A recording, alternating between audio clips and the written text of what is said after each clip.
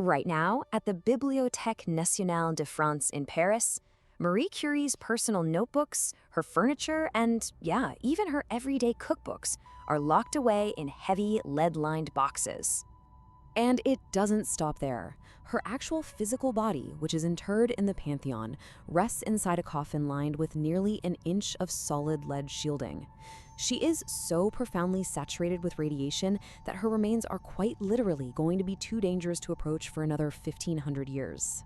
The archive in Paris has this incredibly chilling requirement if you actually want to look at her old documents. It reads, "Anyone wishing to consult her papers must wear protective clothing and sign a liability waiver."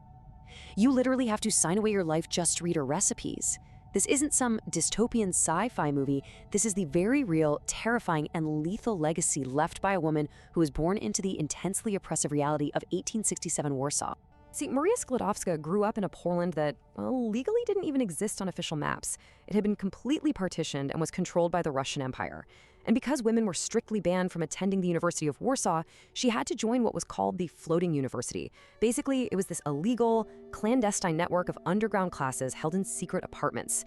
By 1891, she manages to escape to Paris, changes her name to Marie, and moves into a freezing, unheated 6th-floor garret.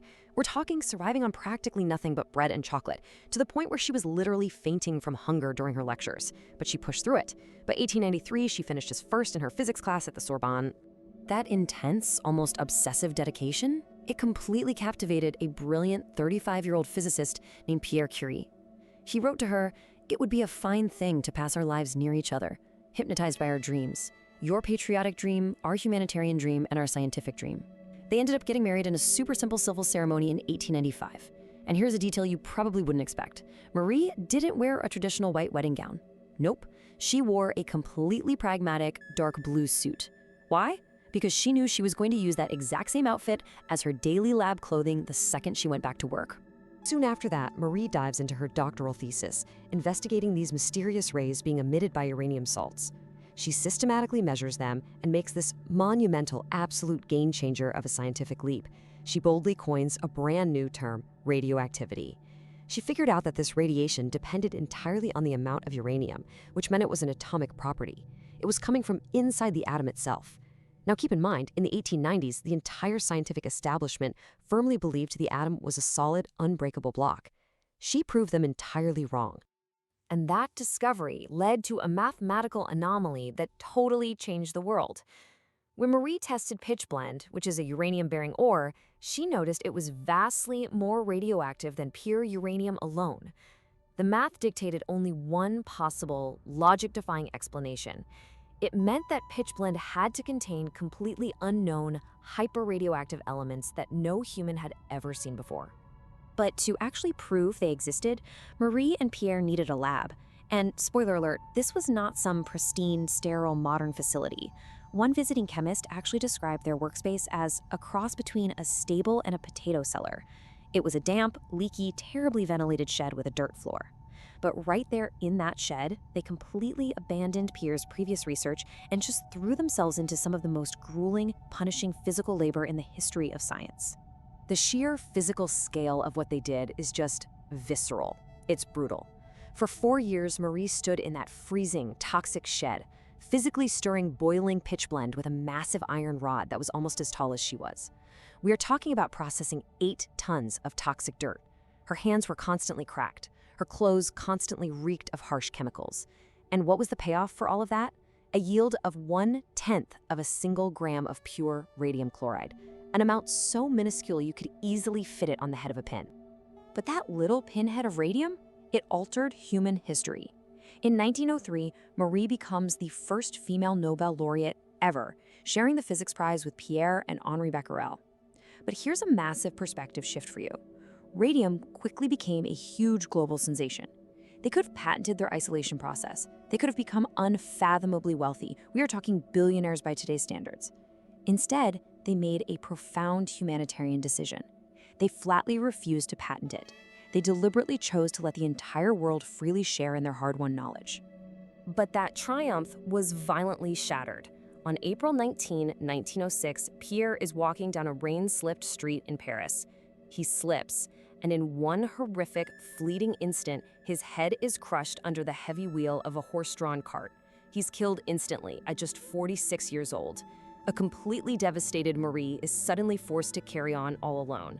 She steps in to take over his Sorbonne professorship, making her the first woman to ever hold that position, and she completely buries her overwhelming, crushing grief in the laboratory. And she doesn't stop. By 1911, she achieves the unprecedented, a second Nobel Prize, this time in chemistry. But this incredible milestone, it was totally overshadowed by a vicious public scandal. The French press leaked stolen, passionate letters that revealed Marie was having an affair with a married physicist. It got so bad that a furious, xenophobic, and misogynistic mob actually surrounded her house, trapping her inside, screaming that she was a Polish homewrecker. The Nobel Committee even privately suggested she shouldn't attend the ceremony in Stockholm to avoid the drama. But she went anyway, and she delivered her lecture with absolute composure. Then, just 3 years later, her legacy totally reframes itself.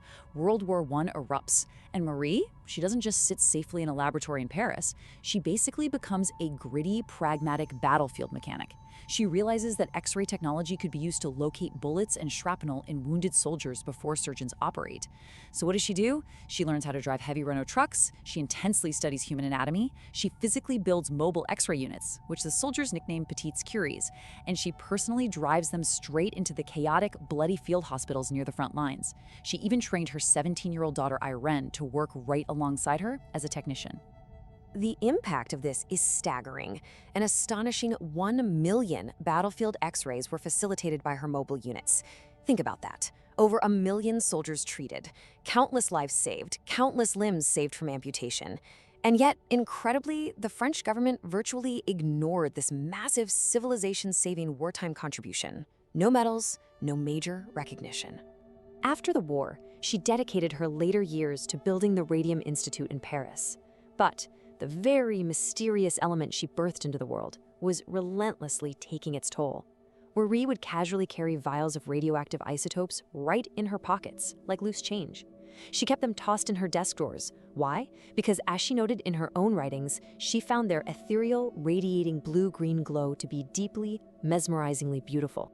And that leads to a grim reality, aplastic anemia. The science that she single-handedly built was quietly, methodically destroying her body from the inside out. Decades of severe, unshielded radiation exposure had absolutely decimated her bone marrow, leading to cataracts, chronic fatigue, and ultimately her death in 1934. She understood radiation's power, she loved its physical beauty, and she knew its immense potential to heal. But the medical science required to explain its biological danger?